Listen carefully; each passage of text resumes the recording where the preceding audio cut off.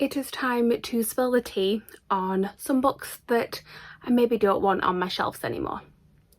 This isn't actually tea though, I don't really drink tea, this is coffee, but you get what I mean.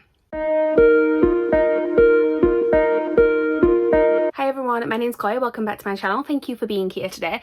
Today's video, I'm actually going to put this down for a second. Today's video is going to be an unhaul. I've never done one of these before. I've unhauled books plenty of times, but I've not done one on my channel, and I will give the general disclaimer here that there is nothing wrong with these books. If you like them, that is fine. They maybe just weren't for me. There is also just I have a lack of space on my shelves, and it looks like I have a massive gap there, but that's because that is on my TBR card to be read this month. But in general, I have a lack of space and I needed to create a little bit of room, so that is what I'm doing at the minute. And basically I've gone through my shelves and just picked up books that I think all of these actually I've read them and not liked them. I have done unhauls before where I've gone through sort of my TBR shelf and looked at ones that I don't think I'm actually going to read, I'm not interested anymore. But to be honest, I'm doing like a self-destruct challenge with a lot of those at the minute, so I thought what I'll do instead is go through books that I have read and I just don't really see the need to keep them. I'm not going to be taking you on like a tour of my shelves while I do this. I know there's a couple of ways to do this where you can kind of stand there and actually pick them while you're there. I've already gone through it because I can't deal with the chaos of that. What I'm going to do is just talk you through what it is that I've picked. Right, I think that it's enough rambling to explain this. You all know what an unhaul is. Let's go through the books that I am actually unhauling, shall we? So there is no rhyme or reason to the order of this. It is literally just they're all stacked up on my floor at the minute. It's the order that I pulled them off from my shelves based on where I was in the room at the minute. So there is no rhyme or reason. But the first one that I have is A Dark and Hollow Star by Ashley Shuttleworth. So this is an urban fantasy. It's set in Toronto, I believe, and it's all sort of fae inspired, and that is about all I can tell you about it because I did read it earlier on this year, but there was just a lot going on in it and it was a little bit confusing, just not living up to sort of what I hoped it would be. The premise sounded really good and I just didn't enjoy it, and don't see me buying the sequel or picking it up, so there's kind of no point in me having this one on my shelves. It is the Illumicrate edition with the pink sprayed edges, but yeah, I just don't see me, like I said, continuing on with the series, so I don't really see the point in still owning this, so this will be disappearing. Next up is actually two books that I debated keeping because it is the first two books in a series and the series isn't finished yet. But I just, again, don't see me actually picking it up, which is really, like, awful because I loved this series when it first started, and that is Children of Blood and Bone and Children of Virtue and Vengeance by Tomi Adeyemi. So these came out, I'm going to have to look at the actual publication date for these because that is part of the reason why I'm unhauling it. So yeah, this one came out in 2018. It says this one came out in 2019, but I feel like this was the beginning of 2018 and this was the very end of 2019. It was supposed to come out like pretty much a year after, and then it got delayed by almost a year, and there was no real like explanation why, but then it came out and it just wasn't as good as the first one either. And then since then there's been no talk of the third one. I think she might have mentioned it on social media like a month ago saying it is on its way, but we don't have a title, we don't have a release date, we don't have a vague synopsis at all, we just have nothing, and I've kind of forgot what happens in these now by this point, like, and I've lost interest. And I mean, they don't match on my shelves anyway, which is not great, but yeah, the more I sort of look at them, the more I'm thinking if and when this third one actually comes out, I will have to reread this entire series, and I just don't want to do that. Like, I just look at it and I'm like, yeah, I don't want to reread them at the minute. So unfortunately, I will be unhauling these. Like I said, one of the other things that annoys me is that they are both different editions. So they're both Waterstones exclusives, but it didn't come out. The first one only came out in paperback in the UK, and it was only the popularity of this one that made them bring this one out in hardback. But what they should have done really is re-release this one in hardback then, so I could have a matching set. But I mean, this one's pretty. It's the limited edition signed version, but I don't really need them on my shelves. So like I said, there's no rhyme or reason to the order of this, but the next sort of set is really ones that I've read recently and not loved. Not hated, but not loved either, so don't need to keep them on my shelves. This is basically the theme of this video, is just stuff that, yeah, don't really need that on my shelves anymore. So the first one is A Danger to Herself and Others by Alyssa Scheinmel. I actually read this one last month, so I gave it like 2.5, 3 stars. It's a mystery thriller, but I didn't find it particularly thrilling, and the mystery wasn't that hard to figure out. And yeah, it was fine. It did what it needed to do, but I won't reread this, especially because like I already know the twist, so there is no point in me rereading this, and it wasn't something that I enjoyed enough to sort of just want it on my shelves regardless of it, the fact that I'm going to reread it again. I do think my mum wants to read this one though, so it might end up sort of migrating over to her bookshelves instead, but yeah, it doesn't need to be in my room anymore. And then we have a disappointing one, because this was actually one that I really anticipated this year, but I just really didn't get on with it, and that is Witches Steeped in Gold. I read this earlier on this year. I can't remember if I gave it a 2 or a 3 stars, but I just found the world building to just not be the best. And it's one that I've sort of forgot all the details of because of the way the world building was done. There was a lot of information thrown at you, and I know that to carry on with this series I would need to reread this again because I did not absorb a lot of the information that I probably should have done, and I don't have any interest in that. I don't have any interest in the sequel. As much as I love the covers of these books and I was really hyped up for it, it just didn't live up to it for me. Another couple of reads from earlier on in the year, and this is one where I actually did try and carry on with the series and I just can't do anymore, and that is Truth Witch and Wind Witch by Susan Dennard.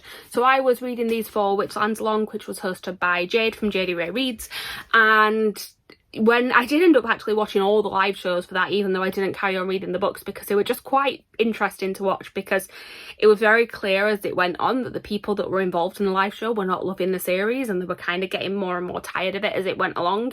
Jade was the only one who was actually enjoying it, and then it got to the last book and she didn't even enjoy that one. So it was fun just to watch sort of their takes on what happened and stuff. So I still actually know vaguely what happened in the story. It sounds like it got even more convoluted, and yeah, I just didn't enjoy these. Again, it was something to do with the pacing of them. I feel like she wanted it to be this really complicated, more going towards adult fantasy, but then the way that it was done was more sort of simplistic YA fantasy, and the two styles just didn't mesh together very well. And yeah, I don't want to carry on with this series, so there is no point in me having both of these on my shelves anymore. These will be disappearing. And then some more sort of low rated books from earlier on this year. We have Tash Hart's Tolstoy by Catherine Ormsby. I have owned this one for a few years and just not got around to reading it, and then was very disappointed when I did. It wasn't a bad book. I gave it like 3 stars, but it just, again, so I had lots of ideas and lots of storylines that just didn't really give any of them the payoff that they needed to. And like the sort of premise of this book that it's sold as is that it's got like ace representation and all of this, but that wasn't even really touched on too much. It kind of didn't really play a part until the very end of it, and yeah, it just felt like there were lots of threads that the author didn't quite know what to do with. It's just a book that I'm not going to pick up again, so might as well get rid of it. And then we have House of Hollow by Crystal Sutherland, another one that I gave either 2 or 3 stars. I'm not remembering my ratings for these, but basically all of these pretty much are going to be either 2 or 3 stars. This one, again, I sort of wanted to love. I think the setup was really good, but then the ending just didn't have that sort of effect that I wanted it to have. It's set up as like a horror type book and being like all these spooky vibes going through it, and then the ending was just a bit meh for me. And yeah, it was very short as well. I feel like it could have been a lot longer and really built into this world more, and it just didn't really do anything for me, so I will be unhauling this one. Okay, I do have a few more that are in that sort of category of ones that I just didn't love, but what I actually have now is ones that I actively dislike. So, well, actually, the first one in this I did like, and the first one was American Royals by Catherine McGee.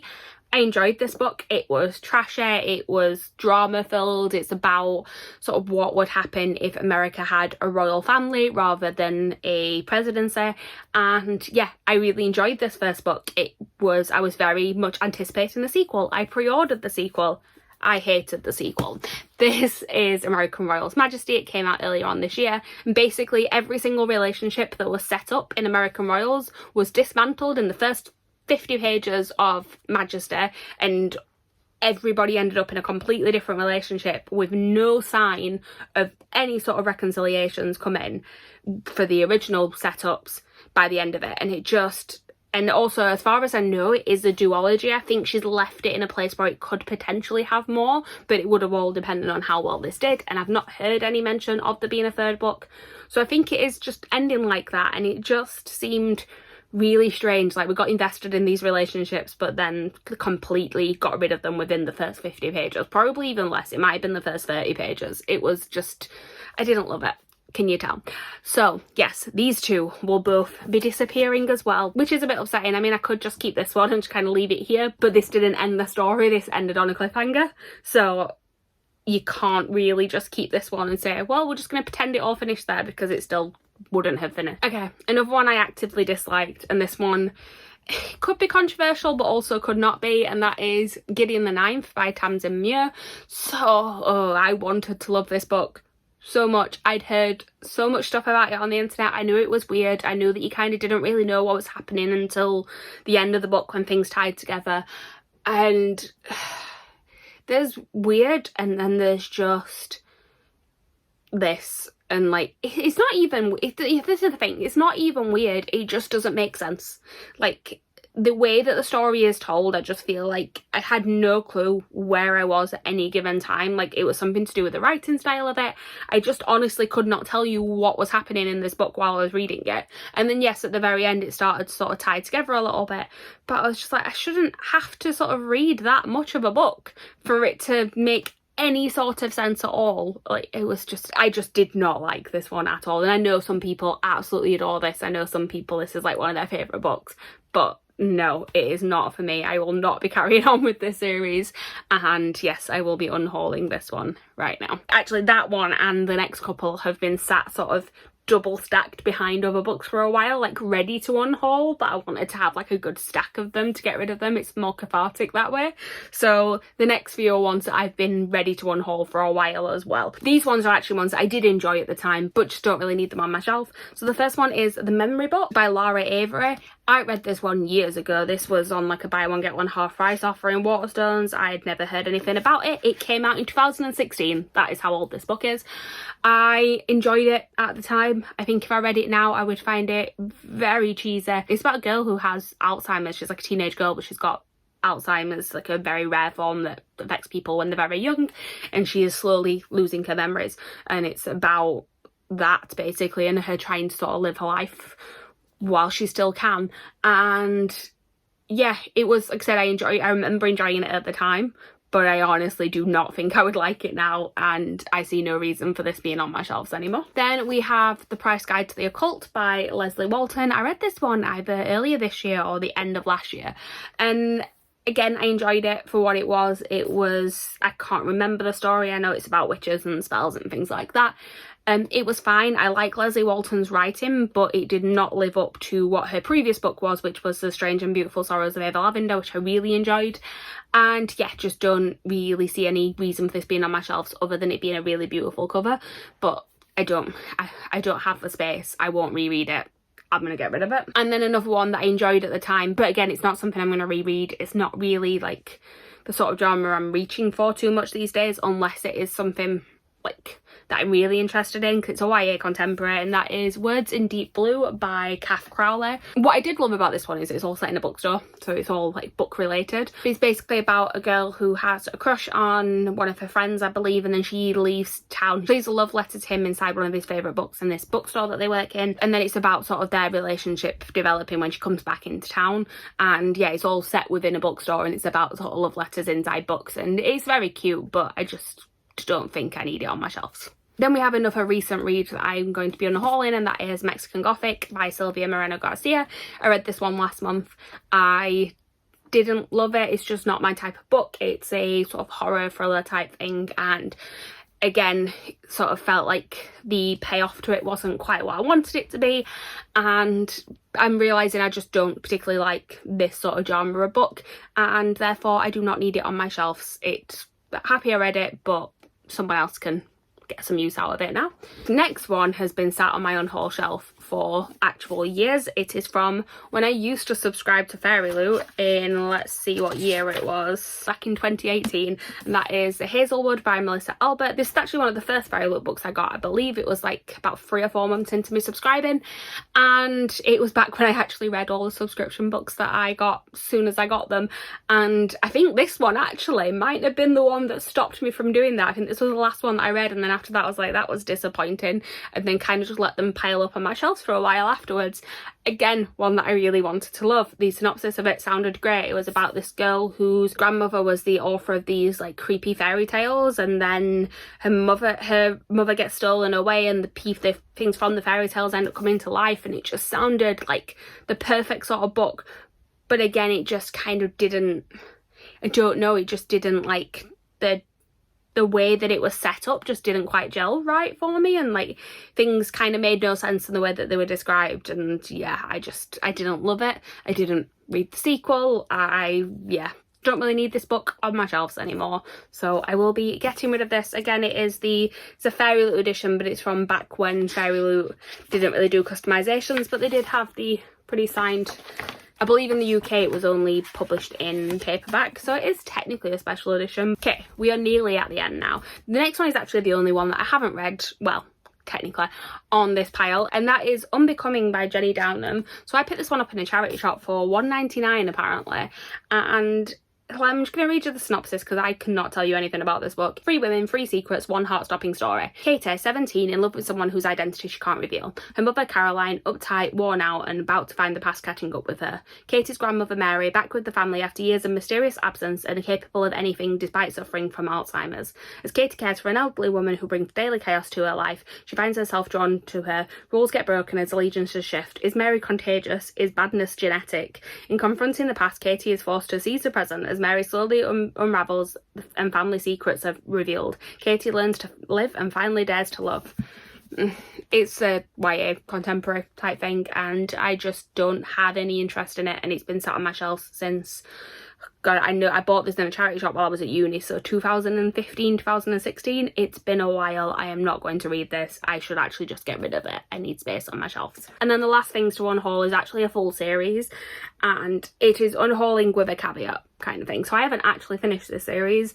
I started reading the last book and then just put it down, and I don't like DNFing things, so I don't want to DNF it, but I also know that no matter how the series finishes, I'm bored of it now. I don't want it on my shelf. So I will be unhauling 3 Dark Crowns, 1 Dark Throne, whatever this series is called. The really weird out of order names of these books where it starts with 3, then goes 1, then 2, and then 5. It makes no sense.